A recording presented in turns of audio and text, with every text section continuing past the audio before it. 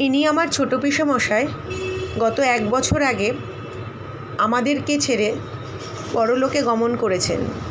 আজকে পিসেমশাই পরিবারের পক্ষ থেকে একটা স্মরণ অনুষ্ঠানের আয়োজন করা হয়েছে। সেখানেই আমার দাদা বাচ্চু ঘোষ গীতা পাঠ করছেন। অহংকার স্বরূপ শাশ্বচ্ছা সকল কিছু ত্যাগ করে সরণী বুকে বাড়িতে সব রেখে যখন আসছে এই লক্ষ্মীরা সব সখীগণরা আছে। মাইজি আজ কোন কাপড় পরবেন? এক এক বেলা এক একটা কাপড় পরে, এক এক বেলা একটা গয়না, এক এক বেলা এক এক সাজ। মাইজি আজ কোন কাপড় পরবেন? লক্ষ্মীরা দেখি বলে হরি বল। মাইজি আজ কিসে বেলেন? হরি বল। মাইজি আজ কোন গয়না পরবেন? হরি বল হরি বল। এ কি মাইজি আপনার এই রূপ দশা?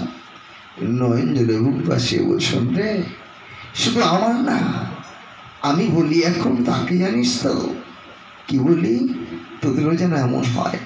তোরা যেন হরিনাম সুধা পান করতে করতে একদিন সকল কিছু ছেড়ে তার চরণে সমর্পণ করতে পারিস তোদের মনোপ্রাণ।